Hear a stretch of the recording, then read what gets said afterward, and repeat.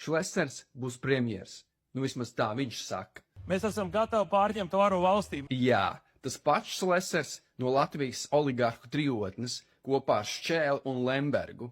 Tas pats, kurš dalīja varu Rīdzenes sarunās. Nē, nu es uzskatu, ka tā ir ļoti eleganta schēma. Tas pats Šlesners, dēļ kura tika atlaists Saeima, jo tā neļauj veikt kratīšanu Šlesnera īpašumos.